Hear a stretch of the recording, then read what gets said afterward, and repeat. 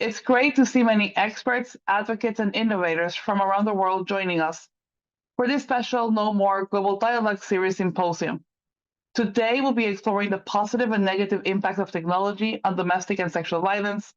We'll be sharing new ideas and best practices that innovators, tech developers, and community leaders can use to prevent or minimize abuse and be part of the solution to end domestic and sexual violence. We understand that this event will run late into the evening in Australia, so we're happy to let you know that all sessions will be recorded and available to watch throughout the same registration link. And before we begin, I'd like to go over some general housekeeping. You are signed in as a participant, and your camera and microphone are disabled. Today's session will be recorded for future viewing.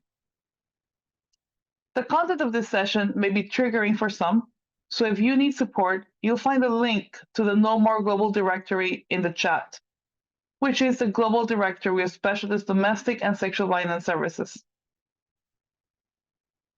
Finally, if you have questions for our guest speakers today, please type them into the Q&A box. We will address as many questions as possible towards the end of the session. Thank you for your cooperation, and we hope that you enjoy today's session. During this specific session, we will examine the complex relationship between technology and gender-based violence with a focus on the situation in Australia. During this forum, we will confront the disturbing reality of how technology is being used as a tool for abuse, leading on an increase in cybercrime, stalking, and digital harassment. However, this session is not just about highlighting the challenges, and nor will all the conference. We will also be discussing practical solutions and explore how abusers take advantage of the Internet of Things, tools, online platforms, and mobile applications. Through these discussions, we aim to identify effective strategies to combat and misuse technology. Join us to navigate this complex intersection of technology and social issues, striving towards a safer and more equitable digital environment. And lastly, I would like to introduce a panelist who will be able to explore the phenomenon and look at strategies to address it. Our discussions will also provide insights that can be implemented in other countries. And to start the session, really, it's a pleasure to have you all with us today. I know some of you are in different places under different time frames, and thank you for being us at the very beginning of the start of the conference. And as you know, we have 14 sessions to go, and it's a pleasure that we're starting with Australia, and that we can, make sure that that it's part of what we're doing, and that we can start with all of you. So I would love to introduce Bridget Harris, and she is the director of Monash Gender and Family Violence Center at Monash University. She's also a research associate at West Virginia University Research Center on Violence and an adjunct at the University of New England. Bridget, thank you so much for being with us today. I would also like to introduce Hira Hussain, who is the founder and CEO of CHEN, a global non-for-profit that creates resources on the web to address gender-based violence. CHEN's multilingual resources are designed with survivors and have reached over 400,000 people. It's a pleasure, Hira, to see you here and have that chance to chat. You can put us together to have a conversation about this. And I would also like to introduce Hannah Bitas. Hannah is a PhD candidate at Monash University, and her thesis is Block, Delete, Deactivate Technology, Facilitated Dating Violence and its Impact on Young Women. We will have more panelists joining us as we go ahead and continue with the session today.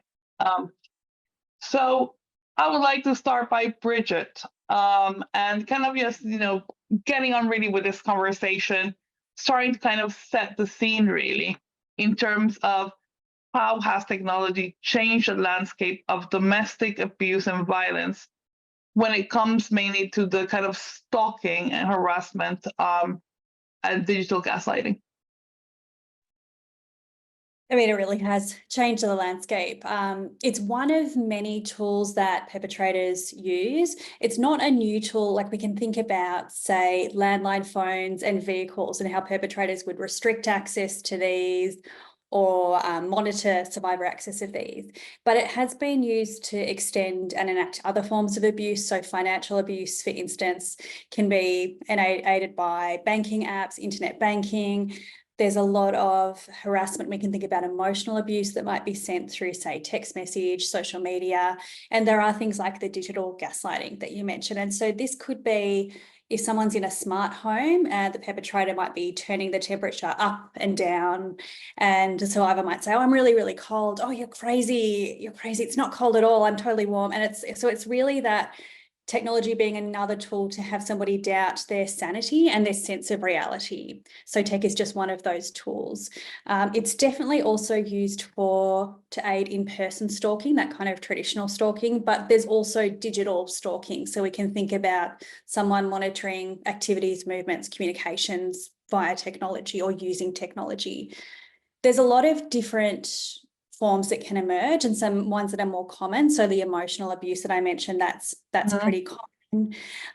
It might be an unauthorized function on a device or account, or causing an unauthorized function. It might be denying access to technology, accessing a survivor's technology, destroying technology. It could be image-based abuse, that's pretty common. Doxing, that release of personal identifying information, impersonation. But I think it's important that we remember it's not a single form of technology or a single behaviour. We really need to be guided by what is making survivors feel uneasy, uncomfortable, and fearful. And that means we're really thinking about the context that this is happening in. We're thinking about the power dynamic. We're thinking about somebody using coercive controlling behaviours and how that restricts the freedom of another person. And that means that we'll be capturing some behaviours that outside an abusive relationship might be really accepted or normalised. So some people love sharing their location with their partner. They think it makes their life easier, and they're both really secure with that.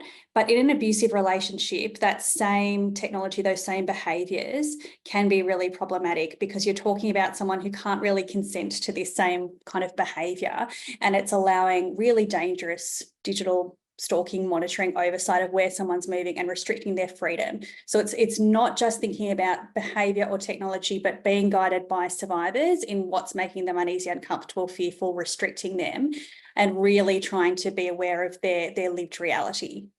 Bridget, I love that you kind of spoke about a dynamic that we see in relationship, which is, maybe I do feel safe that somebody knows that I'm taking a ride and that and maybe we're at the beginning in our relationship, that was something that gave me comfort, right? But as time evolves, those same tools, and the more connected and integrated you are to that person, in a way, the more you're in that catch. How do you see that we've evolved in that sense?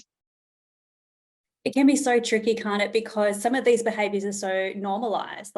For some people, it's super common to share location or to share devices or accounts. And sometimes our understanding of privacy or what we're okay with privacy might change.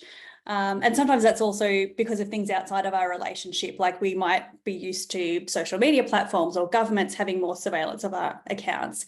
But I think what's really changed is that it is just another way that perpetrators can exert control that probably isn't really appreciated as being problematic. But it's the same kind of battle we have with non-physical abuse. It's not seen as serious, it's sometimes not seen as real abuse, but the reality is technology is such a big part of our lives, and once it's weaponized, it completely changes how someone can live their everyday, and it completely changes their notion of safety. So it's really, I think, some of the old challenges with things like non-physical abuse, but also some things we didn't predict in the capabilities of technology. And Hannah, moving that to the protection side, right? These tools can also provide, that enhance protection and support. How do we see survivors using that in this age? Yeah, so I think like the thing about like technology abuse being so subtle and everyday and not really seen as severe a lot of the time is that victim survivors are doing lots of safety work in their own right to like compensate for that lack of safety that they're support that they're getting elsewhere. So much stuff like lots of like altering their user behavior, being really creative with the use of blocking and soft blocking, restricting kind of techniques, learning about what like how their profiles can be connected. Like if someone has their full name on one profile they have access to, can they then other profiles? Just lots of really like small safety work measures that cumulatively are helping them keep safe on these sorts of platforms that aren't built to keep them safe. I mean, we're kind of giving full circle with this kind of question, right? First we have the abuse, and then how can we protect? But Hira, how can we then move this needle to actually help survivors be empowered by the technology and in a way take away the fear, if that is even possible? Um, what can we recommend survivors? Thanks for that question. I think there's going to be a generational difference also in the way we see people responding to tech abuse, because for people who are, I mean, I would say I'm a millennial. I grew up with, the introduction of tech, but I still remember like that stage where you didn't, every part of your life wasn't so reliant on technology, making it more convenient or more sort of linked. But for many young people, that is just how they know life. So I think that connectedness is just going to be part of them. What is going to shift is, like Bridget said, the concept of privacy. What people think is like the appropriate, like civil behavior around what's mine, what's shared, what can be shared. I think that is what's going to change. And what can be the most empowering thing for any survivor is agency. That's one of the principles that Jen really champions around how we can have design trauma-informed spaces, and technology is giving people the agency rather than thinking. I think sometimes when we talk about abuse, we tend to go into a very, very protectionist kind of lens where we're like, all this is bad. We need to like have like very, very strong controls on things that actually can also bring people joy, can be useful, whether like you, Bridget, give the example of location sharing. I mean, there's lots of problem with location sharing for sure, and also location tagging in pictures. But it's also really useful if you're lost or you are feeling unsafe and you want that extra support. It's really about how are we empowering people to make those decisions for their situations, and how we make these changes fluid. So it's not like once you've opted into something, or that the fact that you should be opt-in for to begin with, but like if you're not stuck with that choice. So that's awareness raising, making sure sort of how we're thinking about like digital rights is really, really present in all of these conversations around consent, around like, um, uh, sort of good behavior in relationships, whether it's parent-child or it's like romantic, friendship, employer-employee. I think all these like wider conversations that we're having with our relationship with technology become all the more important when we're looking at intimate partner violence or sort of romantic relationships. We have, there's no stopping the takeover of technology of over our like everyday life. So I just think it's really important that we think about, it's here. People are already using all of these things. There are some pieces of technology that should not exist, but lo and behold, they do. So we have to like deal with how we control what it knows about us, how we're connected to it. And also, I think just a huge education piece around what's appropriate and inappropriate behavior. I mean, Hira, you and I met many years ago, really because Shen had this guide, just kind of this resource around being safe online. And I mean, each day we're talking more and more about tech literacy. So instead of just being, so hounded, as you're saying, by tech, just get out there and become, more literate about it. What do you think about that? Now, many years after, you started a guide and it's all kind of exploded so much. Oh yeah, I think we worked on that guide in put it out in 2017, 2018. Don't say it. People will It start was a long calculating. time ago. It's still one of our most popular resources, and I have to tell you, everybody, it's so out of date. It is so out of date because the landscape is moving so fast, and I think that's a great thing. It's a great thing because it means that technology companies are being responsive. They are introducing new user controls. Every month there's a new announcement from a platform about something new. They're making it easier to access. Whether it's really working and keeping people safe, I don't I don't know, because I think that it's giving definitely more power over your content and how your data and how you're interacting, how people are interacting with you. So on the user control side, we absolutely see like a big difference. And also in terms of accessibility, because there's a recent research that said in the UK, which said that 45%, I think, of people who were interviewed, like young people, found that user controls didn't really make a big difference to experiencing online harassment. Now, this is really interesting because so far that is where the most of the energy from tech companies has gone into, is user controls.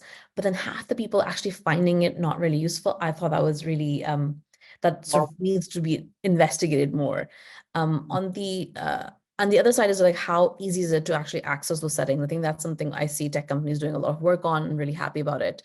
When we brought out the guide at that time, it wasn't that easy, and women's experiences and the experiences of gender minorities were considered fringe outliers, and the focus was very much on women who were in the public eye, people who were politicians. And I think those, because they really do experience like mass sort of harassment and mass abuse, and that's still the case. But the everyday experiences were kind of being falling off the radar of these companies. So that's going to be why we brought it. And like I said, I think it's still a really active conversation. For me, seeing new changes into all these platforms is really encouraging, though I understand it's on the back of a lot of bad pain. experiences. Yeah, Yes, a lot of bad pain that is experiences. still No. happening. And you're right. We're seeing changes, but they've been slow and completely, moved. I'm always worried about the amount of people that go to a platform to report because they do not want to report to the police, and they're becoming like this place where people, I don't want to go with this, but actually I'm gonna report here. And many of them are starting to get to that place where they're starting to become prepared and more aware. But yeah, we have a long walk. And based on that, Bridget, let's talk about a little bit about the legal framework currently that supports this in Australia. Sure. So we do have different laws around domestic violence and family violence, but it's important to note we've got like a civil protection order system. So it's then when that is violated, it's a criminal matter. We do have, though, a couple of other toolkits. So we can think about stalking, surveillance, some of our laws about privacy as well. In my experience, those aren't normally engaged as much. We're just about to see, like has been done in the UK, the introduction of criminalising coercive control. So very soon, as in tomorrow, we'll start to see that happening. And I think that digital evidence is going to be really important in investigation and prosecuting. And that's also based on what we've seen in the UK initially. And our e-safety commissioner has some pretty significant civil powers as well. And I think that Carolyn will probably speak to those when she joins us. But my feeling is it's not really a matter of, do we have enough law? I think we could be addressing a lot of these behaviours through law, but a challenge we have is that our legislation and some of our justice agents they're arguably not really recognizing the lived reality of violence. And so there's a lot of behaviors that are missed. And then, it's incredibly devastating for survivors to be told, that's not real violence, or we can't really help you. So I think we do really need to be recognizing what violence looks like more, and survivors are so key in that discussion and should be really a big part of any law reform discussions. There has been some interesting movement from, I know the UN has been in this space, some human rights defenders and civil bodies thinking about, well, could we use some human rights protocols and frame the problem kind of in this way? And there's been some really great campaigning, and that's maybe where we'll see some movement and engaging platforms too. But I think going back to what Hira's talking about, potentially what we really need to be thinking about a lot more is a couple of things. So firstly, there's not a lot of diversity in, say, the tech industry, making more diversity, getting people in the room so that it's not an afterthought. Like these are unintended, but not unanticipated risks that we see emerging. So getting more diversity in the room with design, with development, with regulation. And then also really thinking about primary prevention, like Hira talked about, those kind of early discussions about sort of relationships and values and everything. And that is what a lot of survivors call for. They call for having these conversations about respect and consent and relationships early on. So say, for instance, in schools, but we're not really looking at primary prevention. We're focused much more on what is reactive. And that's definitely where our laws are and definitely where our justice system is. And we see this global push in trying to future-proof a lot of these laws just because the technology keeps on moving so quickly. And Hannah, let's kind of move that a little bit into the reporting part that we were talking about. How do you see women and girls really are they reporting? Who are they reporting to? What's happening here? Yeah, it's a great question. So I think much like other forms of intimate partner violence, like it's much more disclosure to social networks than actual reporting. And the predominant way that the people that I spoke to were reporting was through the platforms themselves. But that would often be they would report once or twice and then find the function just doesn't work for them, and they would sort of take the responsibility on themselves to manage their own safety. So reporting would often focus on severity. There'd be a lack of nuance. One of the young women I spoke to she was getting harassment from a partner across multiple accounts that he'd made. And she was like, there's no way to capture all of that in a reporting function on an app. And then also that reporting sort of removed some of the control that they had. It would often come along with blocking, which would remove any access to evidence that the young women had, like through the message banks, and also the ability to see what the perpetrator was doing, what they were behaving like online, knowledge as power sort of thing. So not a lot of reporting, lots of platform reporting and lots of disclosure to friends for advice and that sort of thing. No, that's always been a thing that scared me personally.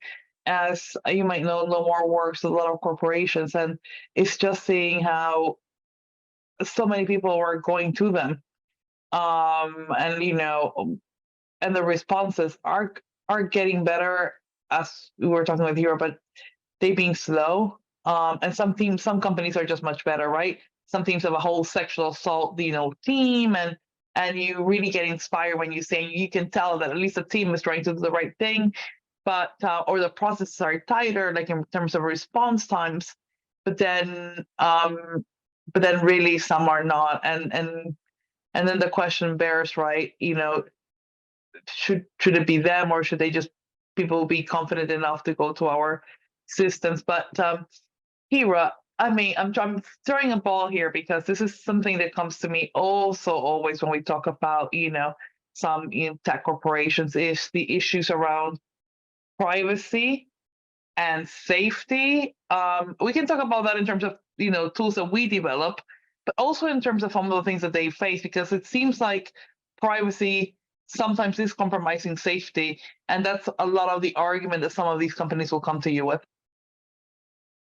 Yes, that is a tough one because I think that also based on like which what the privacy attitude is in a particular jurisdiction, the laws, I think that traditionally tech companies have kind of used that, or their legal teams have kind of been nervous around them sharing, working more closely with law enforcement, for example, for them, or linking up with like nonprofits and saying, actually, this is beyond what we can support. We're gonna work with this organization. I do think that is changing quite a bit. The real issue that I see, so that's like on a one-to-one case basis. The real thing where I think privacy can become a bit of a barrier for companies, and I see their concern, is when it's about spotting patterns, repeat offenders across platforms. That is the kind of collaboration which I think a lot of survivors would be happy to have their privacy kind of like, to let go of that if it meant that someone wasn't abusing tons and tons of people once they were kicked out of one platform and then going on to another platform. We have examples from, in the US where someone was using dating apps to assault and, torture women, did not have was on the run from the police, but used dating apps to kind of hop from different places in the country. And I think that brings up an interesting case study around where does the balance of privacy lie with something like this? Or when you have stalkers, with stalkers, the same thing. If it's a compulsive behavior, you have someone who's stalking multiple women across different platforms, but they're never, that those kind of people are not going to be caught. And I'm really talking about enforcement and like sort of not really talking about education here, the other side, where platforms have some platforms are interested in working together. Where I've seen that they have been able to get over this is around protection of children and child sexual abuse. I think that's where that privacy like barrier that, has prevented them from working together, whether that's, like, I feel like that's where we've seen most progress. And you have, so many of the platforms are working together on identifying abuse, so child sexual abuse imagery and taking those down. I think that is very encouraging. I just really hope that we can apply the same kind of importance and to the experiences of like adult women and non-binary people, because why can't we have that same attitude, when it's about protecting anyone that is experiencing harm? So I think that's where and also I feel like this is less talked about, but there's some unintended consequences of talking about of kind of keeping of holding privacy so dear, and as someone who really like believes in like encryption and fully behind end-to-end encryption, and I think it's like a feminist issue, I'm able to acknowledge that it does present us with like some of these like issues around how can like people's personal like data be protected and their right to privacy be protected, while we are also able to use that to really catch like repeat offenders and this pattern of behavior.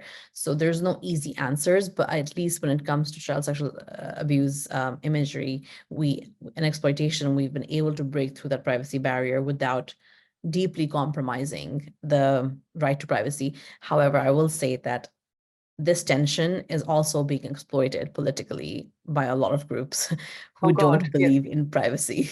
So I think we have to be really, really aware of like what are the intentions and like tensions that are being pulled, and how these issues of harm and violence against women might be being weaponized to achieve some other goal. I completely agree with you. We've seen great collaborations between companies that we thought, oh, this is never going to happen, and actually they've got their acts together to get bad actors. And you wish that people follow the pattern, but definitely this women's safety being used for both sides, right? To try to seem tough in terms of privacy, and it's an issue. Let me welcome Dr. Stefanie Vassel. She is a lecturer in criminology and criminal justice at Thomas More Law School of Australian Catholic University. So thank you so much for joining us, Stephanie. And unfortunately, we're going to kind of throw you this kind of next ball, which is, in between all of this, which is privacy, safety, reporting, especially. How do migrant women stand up when it comes to reporting? Thanks so much, Pamela, and it's really wonderful to be part of this webinar today. Thanks for having me, and sorry for joining late. Really important question, and I should preface by saying that my research really sits at the intersections between migration and gendered violence. And of course, we know, and I'm sure as has been discussed so far in the webinar, digital technologies are being used by domestic violence perpetrators to communicate threats or harassment, to engage in monitoring and surveillance, recording and or sharing sexual images without consent, and particularly for migrant women, different groups of migrant women, controlling or restricting access to technology. And here I'm just reflecting on some of the findings from my own PhD research, but also a study that looked at immigrant and refugee women's experiences of technology facilitated domestic violence specifically, and that was led by Professor Nicola Henry at RMIT University. That we conducted interviews with stakeholders and with women with lived experience who identified as immigrant and being from immigrant and refugee backgrounds. So what we found was that a woman's immigrant or refugee status was often used by perpetrators in the enactment of domestic violence, including, for example, using digital means to create fear of deportation, which of course is a key consideration, particularly if that involves threats regarding being separated potentially from children. But also using digital means to, as I said, create that fear of deportation should the woman leave the relationship, engaging in culturally specific forms of humiliation, such as sending or threatening to send intimate images to friends, family, or community members. And so while these experiences that were reported to us, I guess, across both studies are not necessarily dissimilar to those of non-immigrant and refugee women, we do know that immigrant and refugee women face unique challenges in accessing and seeking support, including knowing where to go for help. And often talk about there being an increased risk or increased vulnerability is connected to a confluence of structural factors such as citizenship or migration status, cultural norms, social isolation, financial dependency, and these play a pivotal role in shaping immigrant and refugee women's ability to seek help and access support. We also know that the term immigrant and refugee, particularly in the Australian context, refers to quite a diverse cohort of victim survivors.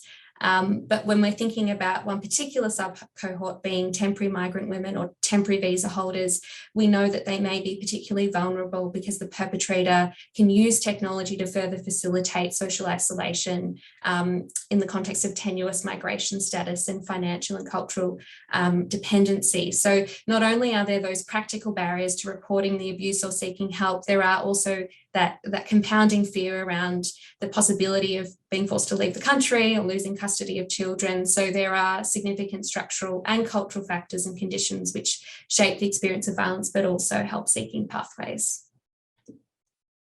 It's just making the whole experience of migration much more difficult now with technology and the threats being more vivid, I would say, than just a simple threat, because in your palm of your hands you can execute a threat, right? Then you just, saying that you will do it. It's been a challenge. I want to remind Sorry, Pamela, can I just jump in Yeah, here, of because course. Dr. Stefani's thing made me think of something. Also, I'd love to ask a question to Dr. Stefani if it's okay. With I think I've always been interested in the intersection of migration and gender-based violence. That's actually why I started Jen to begin with. And one of the, there's been at least 2 cases in the last 5 years that I've sort of have come to me, which I wanted to share because I think it just gives an example of how that can look like. It's such a great point about the threats. In one case, the partner, they were the 2 families, the husband's and the wife's family, they were actually related. And the threat was not to just release images and this intimate images. It was not only will I do that, I will also print out posters and put it all across the across our area and our streets and say to report to border agency if you see this person, because this person is breaking the law, and is so that was like a real like actual threat. And then this person actually printed the posters out and started putting them up. So like I thought that was like how it was not just like a threat, it was actually then carried out. In another case that I of a survivor, and there the partner was actually secretly recording her for 10 years through like she didn't even know she was being recorded. So when it came to like when she tried to file for a domestic violence case, just before she was able to do that, he was able to create a reel of like her worst moments around the children, and then actually charged her with child neglect and all that stuff, where actually she had been like experiencing like depression, all those things that you have. And also her immigration status was constantly used as and she wanted to stay in the country because of the children, she wanted to stay in the country because her family was there.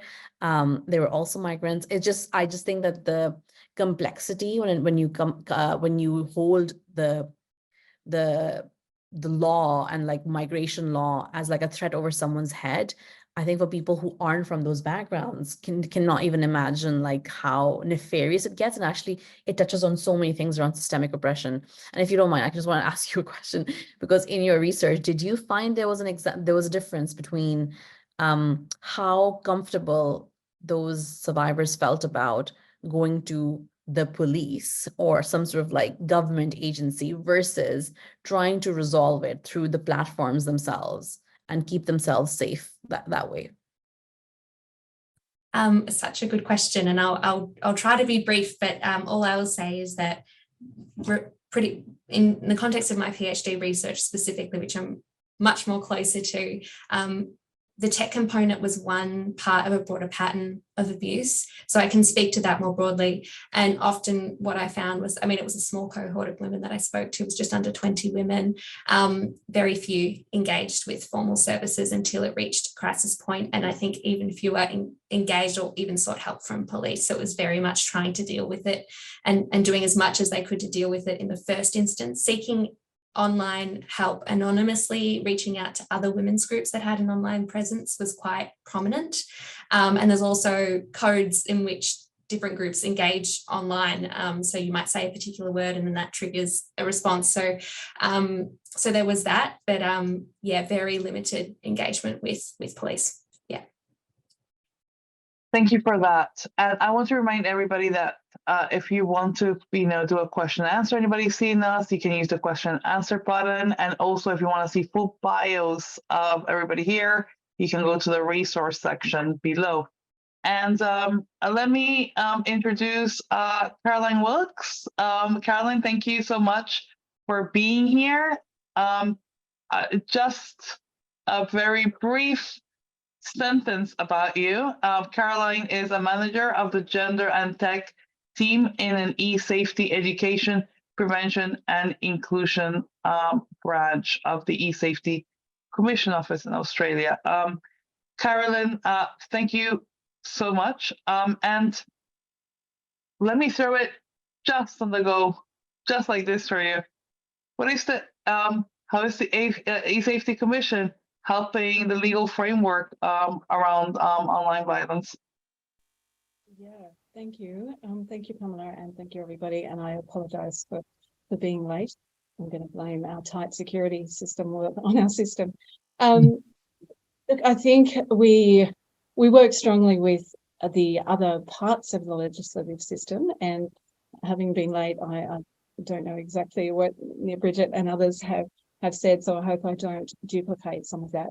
But I suppose e-safety, our job is to implement the Online Safety Act. So we're responsible for that, and that legislation provides e-safety with a range of regulatory and co-regulatory powers. which I can quickly run through. So we have 4 reporting or complaint schemes. One is image-based abuse, which is non-consensual sharing of intimate images. We have the adult cyber abuse, which is about serious abuse, online harm. We have extreme content, which covers things like violent crimes, including terrorism, child sex abuse, torture and suicide. And we have child cyberbullying for under 18s. We have a high success rate of getting content removed through those schemes, but there are particular criteria for each of those. But we're also responsible for things like the basic online safety expectations, which were developed in consultation with the industry, with the tech industry, and they set out expectations that services are taking reasonable steps to ensure Australians can use their service safely, and that they have clear mechanisms in place to allow people to report abuse and harmful material. So based on these expectations, eSafety has the power to require online services and platforms to report on the steps they're taking to keep Australians safe. So in February, eSafety issued legal notices using these expectations to X, Google, TikTok, Twitch, and Discord to answer questions about the measures that they have in place to tackle child sex exploitation and sexual extortion. So that's an example of the powers that legislation provides eSafety with. And we also, as part of the legislation, have industry codes where it requires industry to develop mandatory codes or standards for detecting or removing illegal or restricted content. So we've got registered now 5 codes for social media services, internet carriage services, equipment providers, app distribution services, hosting services, and internet search engine services. So that act came into effect in January 2022, and this year it's been independently reviewed so that stakeholders have the opportunity to provide their feedback on what works and doesn't work about the new legislation, and we will also feed into that process. And the Online Safety Act also covers the education and prevention work that we do, and I can cover that if we have time as well. And Karen, I'm going to say it because it needs to be said. I know that Australia with your eSafety office is the envy of many countries that would love to have that, and I'm sure always come to your office for kind of advice. I have that on good word. So that is impressive, and it's a kind of a good example of what can be done. We were talking a little bit about future-proofing legislation. This is what I'm hearing from the government side, right? Like, because if not, we're always like a step behind a technology, and we probably will always be. So what is your take on ensuring that, a legislation like this is future-proofed? Look, I think that is a real challenge, and it's something that eSafety is considering now in the lead up to providing our input into the review of the Online Safety Act. But I think a big part of it is also includes our approach to safety by design, and that's possibly already been mentioned by speakers already. And that's something that we're really strong on encouraging and requiring as much as possible of industry. And so it's the tech industry, but it's also parts of the sector like financial services and telecommunications services. And in Australia, we have had good response, particularly from those areas, and that may have already been mentioned as well. So it's, trying to just change that approach so that we're building safety in right from the start. I'm not sure if and how that could be included in legislation, but I think it's definitely going to be something that's considered. And trying to move the conversation from kind of all of that into, we want to make sure that, not only this session, but the whole conference also kind of leaves us with with positive things tech can, actually do for us, right? So we can see both sides of the coin. And Bridget, I would love to hear from you any examples or, adaptations that you have seen of technology being used really to service survivors, and that, are becoming more popular and in tune with. I love this question because I feel like it can seem so hopeless when we're talking about the ways that tech is weaponized, but there are so many opportunities to think about how we do harness it. So we've seen in Australia, but I know internationally, really great uses by services with often very few resources in using technology to extend access to survivors, for instance, who might be geographically or socially isolated. So we might think about survivors in rural or remote areas, so ways to connect with people who might not be able to get to a physical service. And we've also seen technology used to extend access to specialist services. So, for instance, a lot of First Nations survivors are really most comfortable with an Aboriginal or Torres Strait Islander run service that is culturally safe, and technology can be a way to gain access there. Steph's talked about migrant and refugee women. Similarly, a lot of people are more comfortable with a culturally appropriate safe space, so it's connecting to those services that again might not be around. For survivors where it's hard to access services, maybe like survivors with disabilities. So it's really extended access, I think, to specialised services, but also to services more broadly. And we definitely saw a lot of services do this during COVID, but certainly they were doing it before. So using even things like Zoom or Skype, or also just the internet as ways to get out that information. We've also seen services use technology to share resources and really build capabilities and learn from each other. And I think that's one of the best things that I feel like, especially in the last, say, 5 years, are the connections globally, because we've got so much to learn from each other. I mean, I've never met Hira in real life, but I've met her through technology and used incredible her team's trauma-informed design guide. I just love being able to access that remotely. The eSafety Commissioner, where Carolyn is from, has fantastic resources that are great training for advocates, practitioners, but also resources for survivors.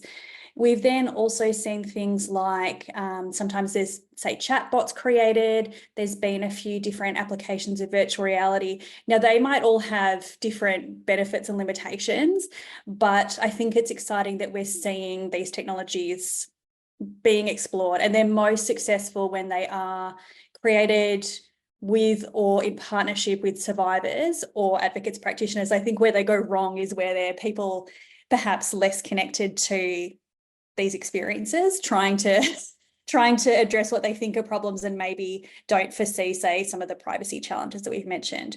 So there's a lot that has been done, but I also think there's so much that survivors themselves are doing. So they're using different technologies, and certainly things like social media, to call out behaviours or ideas or systems or structures or perceptions that justify violence, that excuse or minimise violence. And we've seen that through some, high profile, say, court cases, but also individual court cases, and also to offer each other connection and support. In Australia, we've got an amazing, very diverse network that is sort of housed under the Independent Collective of Survivors, and they, as a unit, have done things like commented on legislation. They provided the opening statement in a national plan to prevent violence against women and children. And so they're so diverse, but they are a central kind of meeting point, and so much of their activity is through technology. So I just think there's so much potential in connecting, capacity building, because we're talking about services without a lot of support that are often overburdened, under-resourced, and tech can be so helpful there to really learn from each other and get support. I'm always so energized by meeting people in different locations. And yes, there's a lot of things that are context specific, but there's so much that we can learn and adapt. So while we're talking about all the negatives, I think it's just so important to think about the ways we can harness and connect and support each other. You're absolutely right about connecting and in resources. We run a global directory, and so we have communication with many of these organizations. And I remember vividly a letter that came from Tanzania saying nobody ever outside the country has contacted us, and they just, they felt empowered at that moment, right? That the work was being noticed.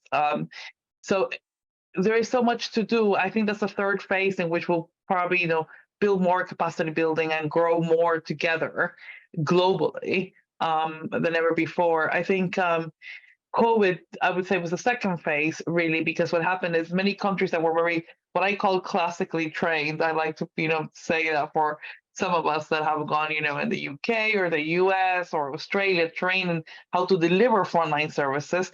The idea of delivering casework online was just, it was a no-go area, right?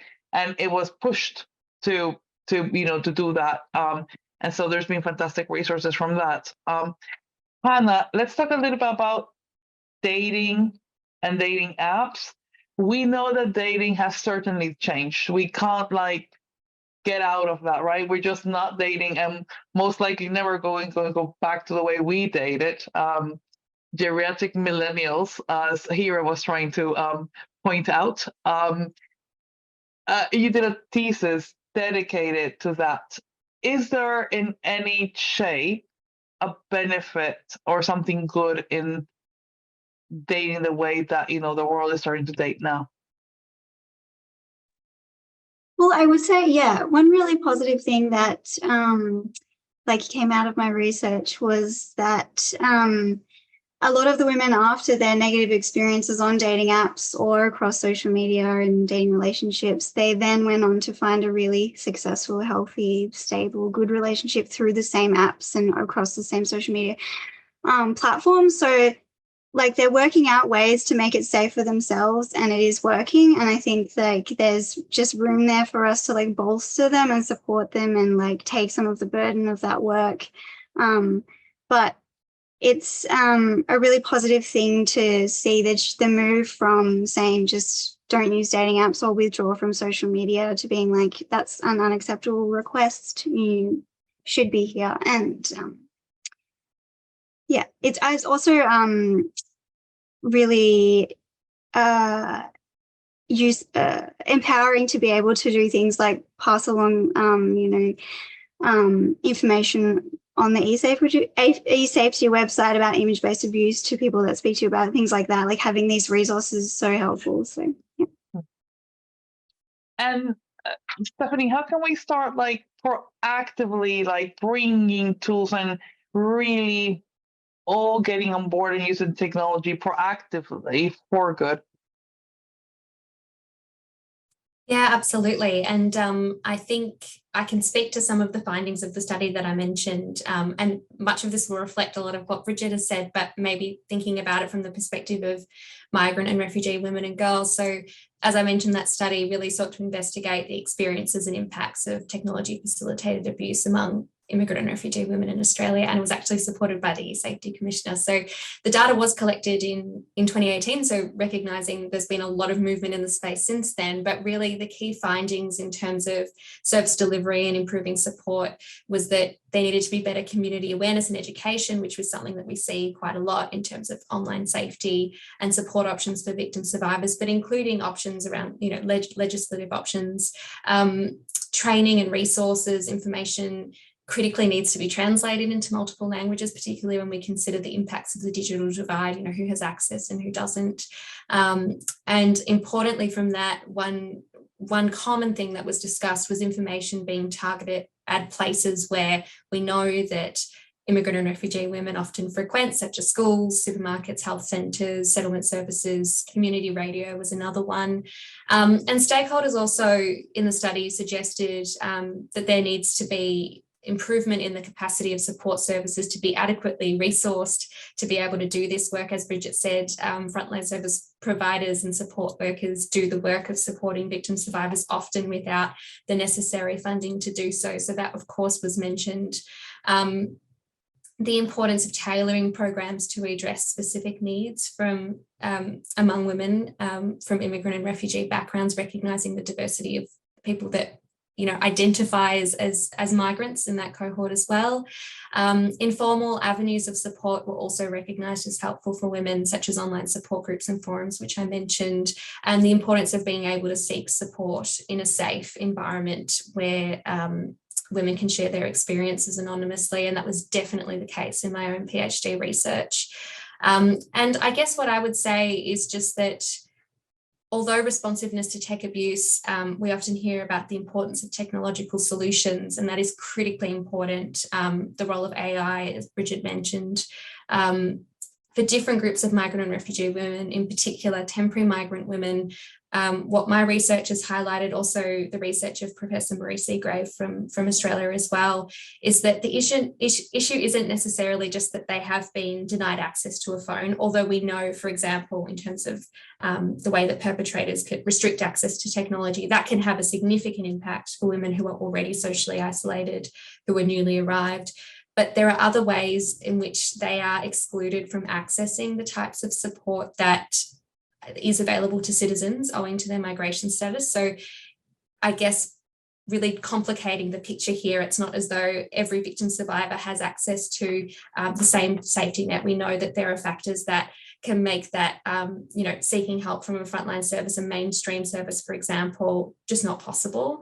And that there are significant implications for women who do come forward. So just ensuring that when we're thinking about reform, how to enhance access, there's also that structural component, that systemic component to ensure equity of access to just baseline supports as well. And thank you for that. And Carolyn, from the eSafety Commission, how are you going about trying to improve really lives through tech? Yeah. So we eSafety has been providing, and as has Megan mentioned, supports for women and others experiencing domestic and family violence through tech and their support workers since 2016. So doing training and resources online, and we continue to do that.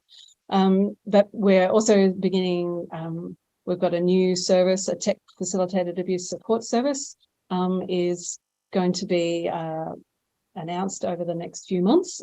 That will be likely to be phone and possibly web-based support so that people can ask for help in real time for when they're experiencing tech facilitated abuse in family, domestic and sexual violence. So that's a really exciting project. But we're also moving more into the primary prevention space. So last year we commissioned research into the experiences and motivations and of boys and young men online. So that was done in a strengths-based approach. So that was just talking to young men and boys about their experiences. But we're hoping that the findings from that report will help us identify what are the issues that are affecting them and what are the intervention points when it comes to preventing online harms of mostly boys and men against others. So that's an exciting piece of work. And then also our grants program. So last year we launched a 5-year grants program where we're funding primary prevention projects by community-based organisations, universities. Monash is one of the successful applicants there.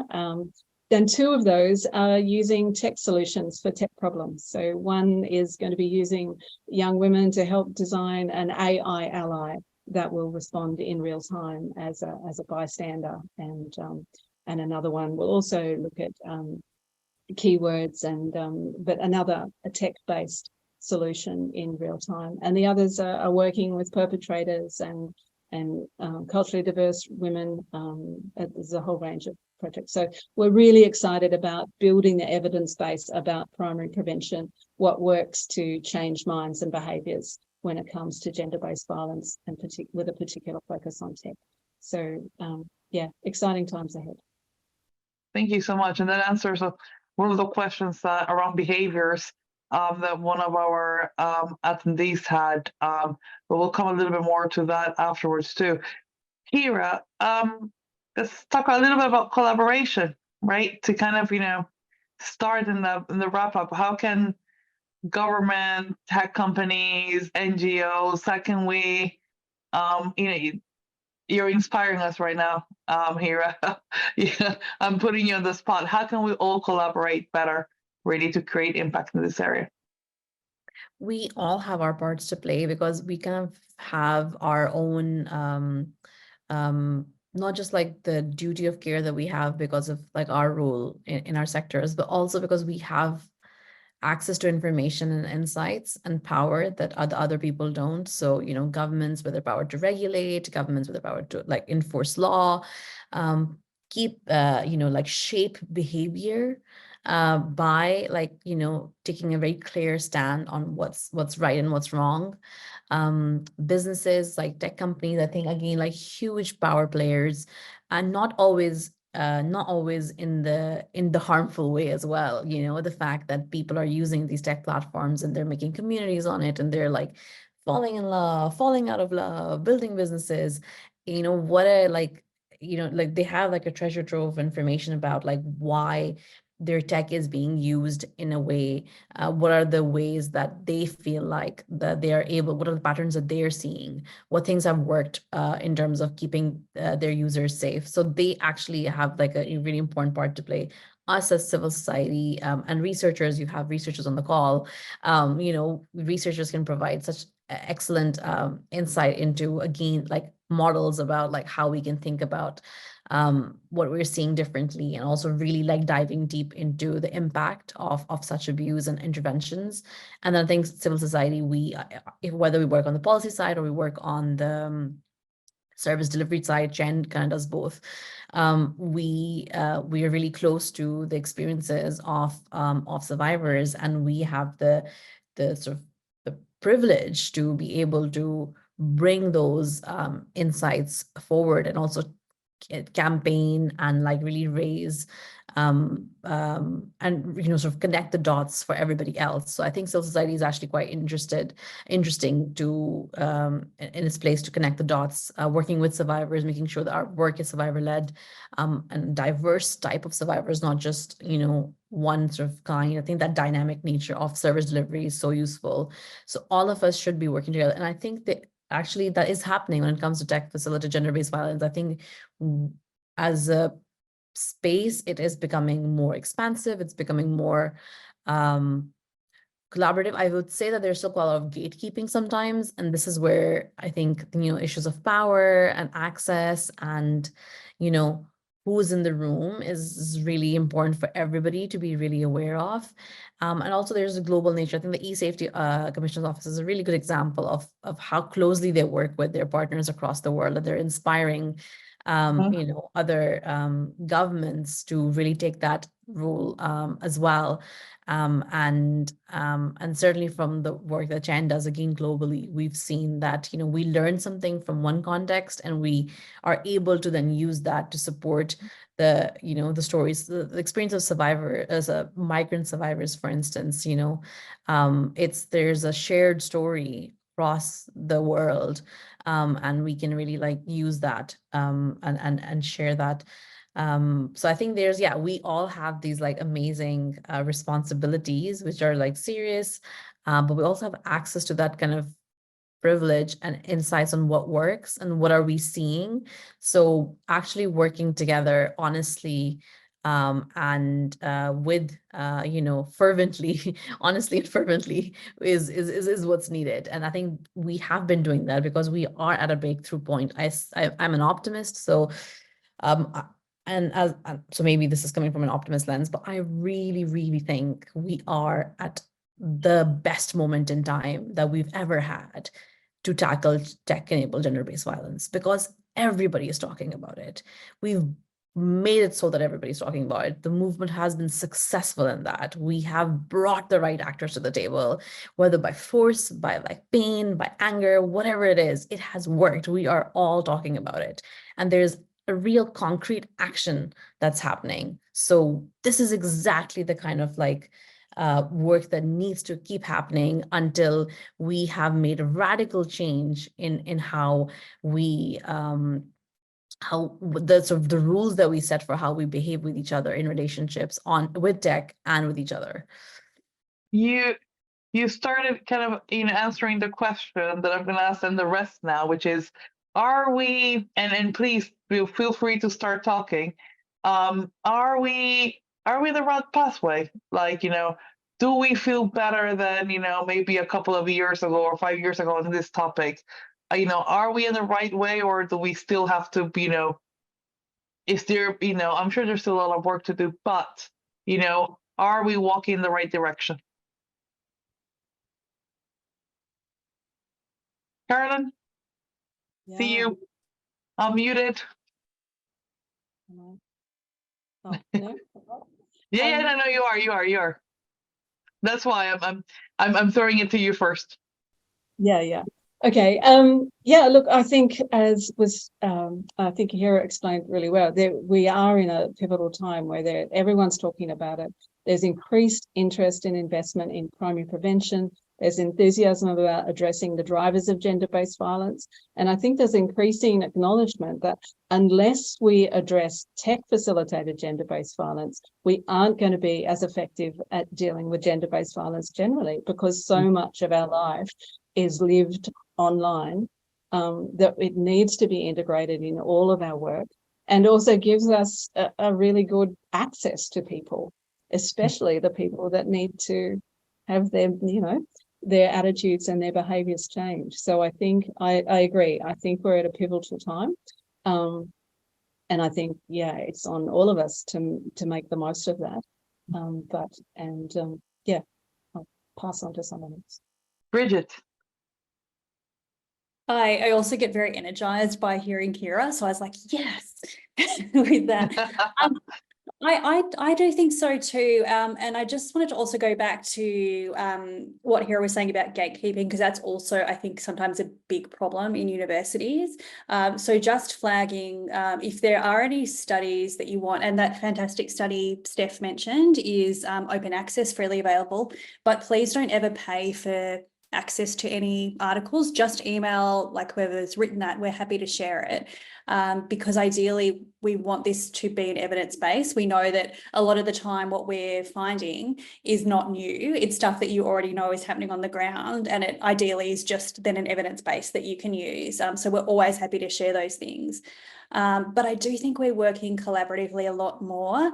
Perhaps a challenge is sometimes how we can share information safely. So I'm thinking, for instance, about there's growing work, and as Carolyn mentioned, a lot of it is also coming out of those e-safety projects and fantastic works that people are doing about how and why perpetrators might engage in tech abuse, the strategies they use. And we can't really share that publicly all the time because we don't want to be inadvertently educating people who are perpetrating or might be perpetrating these harms.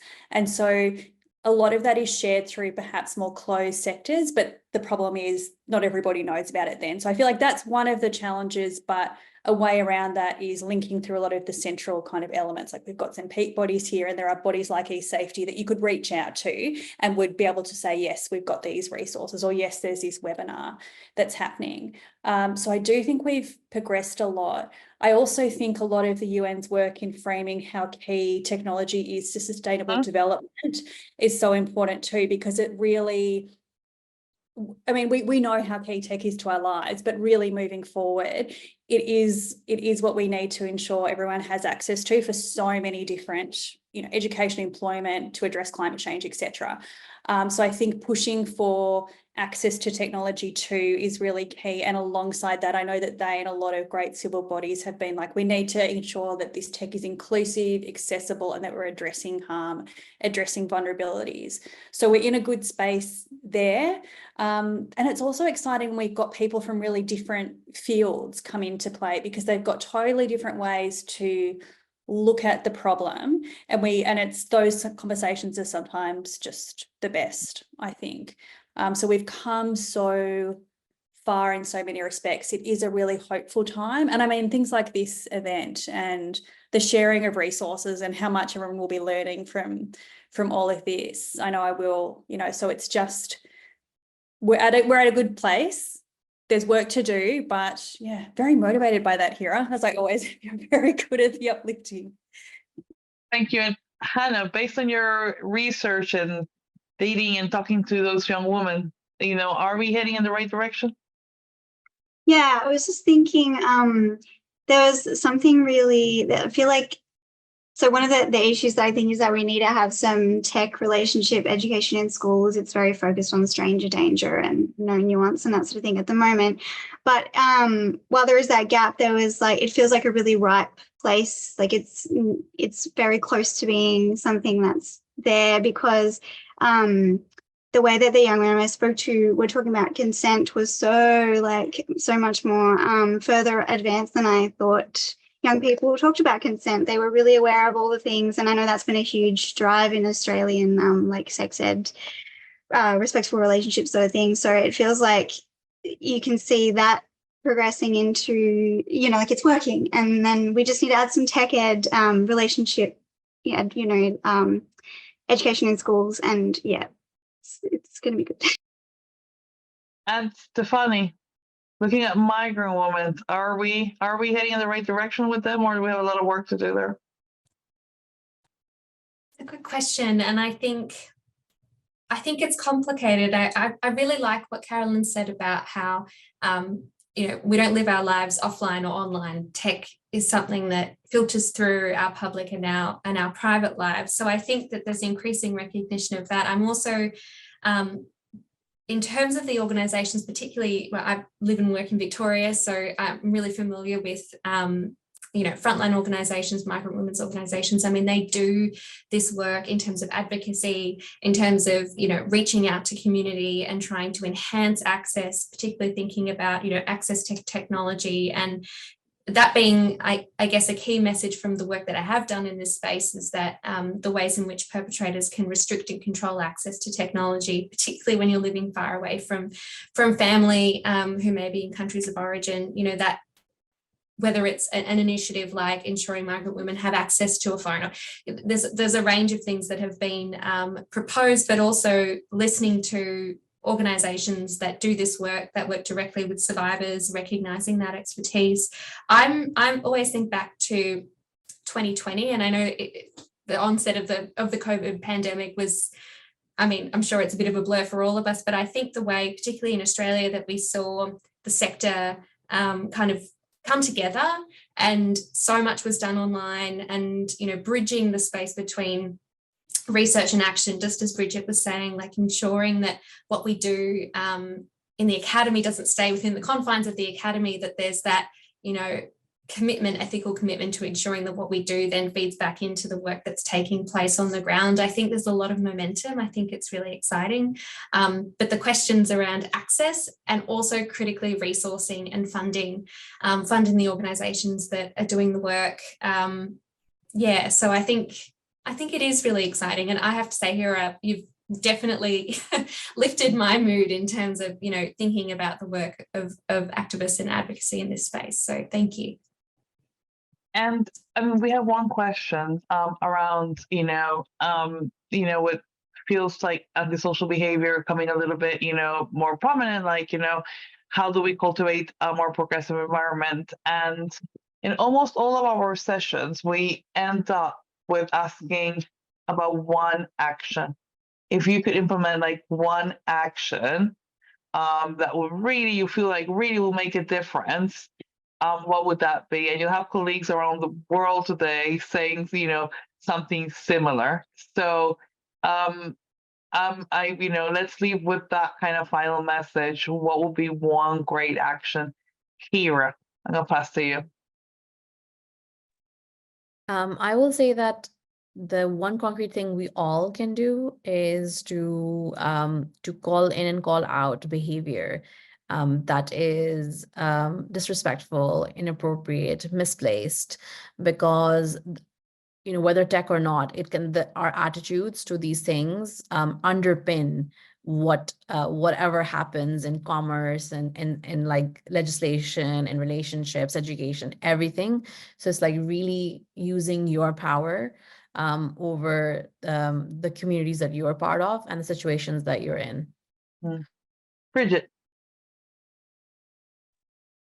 It's tough. I feel like there are so many things, but if I'm picking one, we were doing some work with young people on their experiences of using different apps and social media and also harm. And a lot of them were talking about the steps that they took to create positive environments. So here is talking about, calling things out. They were also talking about, like, there's a couple of Facebook groups in our state where people will put like a forum where there's a lot of, say, hate speech happening, and people go on and post really nice comments. So it's trying to build this kind of nice community, and it's just kind of expanded.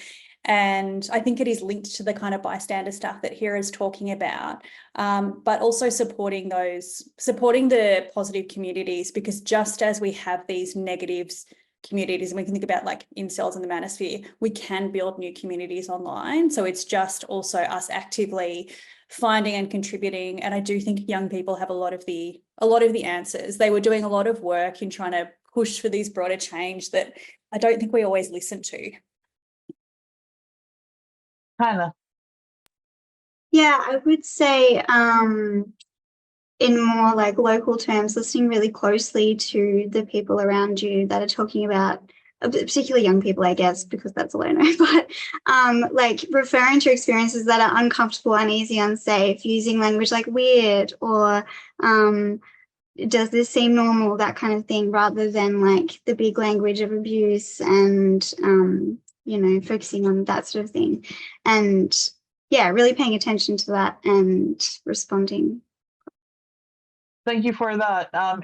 Language is changing, and the way people are hearing us are changing, and it's it's different from my generation to now. I think we would hear a lot about abuse and just getting the concept of domestic violence right, and the way to communicate now is different. I think all organizations are trying to find that new way to connect. So thank you for that, Stefani.